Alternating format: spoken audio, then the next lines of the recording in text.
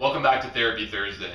This is part 3 of a 3-week series on scapular rehabilitation. These are going to be slightly more advanced exercises. So in our first 2 weeks, we established motor control of the individual going into first protraction, then retraction, and then we showed depression. Now we're going to utilize those movements and take them to more functional weightlifting activities. So check out these exercises. Our first series of exercises is fairly simplistic. It's a push-up plus series.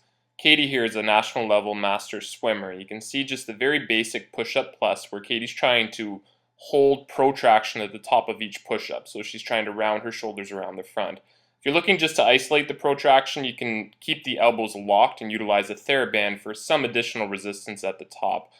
Finally, we can go through the entire series, including a push-up and then the plus part against a little bit of resistance at the top where she's trying to round her shoulder blades around the front.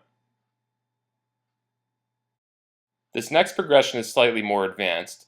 This time we're going to utilize somebody's own body weight. So Katie's going to work on depression as seen here and retraction. She's going to lift herself up and down utilizing her own body weight for resistance. Now she's moving to what's called an archer pull where she's utilizing one scapula to retract and depress at a time. Our next progression with this group of exercises is from Dr. Andrea Spina at Functional Anatomy Seminars. It's called a scapular rollout. I've become a big fan of this exercise as I think it exhibits fabulous scapular control.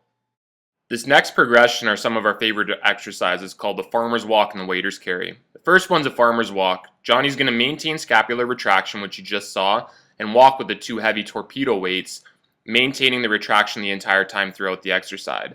This can also be done unilaterally. You're going to see retraction just on the right side, and he's going to try to hold that, utilizing either a heavy dumbbell or in this case a heavy kettlebell. Our third variation is called a waiter's carry. In this one, Johnny's going to depress his shoulder that you just saw there and try to hold retraction and depression while maintaining control of the scapula during the actual carry itself. Our final and most advanced version is going to exhibit both side independent control. The left side is going to retract and do a farmer's walk, while the right side is going to retract and depress and do a waiter's carry. I apologize for the shakiness of the video. We should have used a tripod. Our next exercise is an example of how you can utilize scapular cues during regular weightlifting exercises. So Johnny's going to try to retract and hold the retraction throughout the deadlift exercise.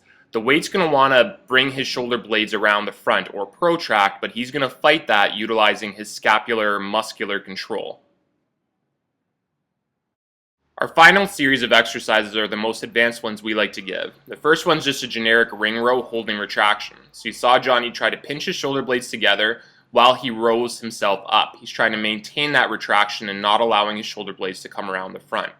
Our next progression is going to be a generic pull-up. Here you're going to see Johnny try to depress and retract his shoulders and then go into a pull-up, holding the depression and retraction at the end phase each time before he lets go. Our final phase will be the archer pull-up. This is going to exhibit more unilateral scapular control. So Johnny's maintaining the depression and retraction while he pulls side to side. At the end, he's going to let his shoulders go to show how much he was actually holding up, seen there.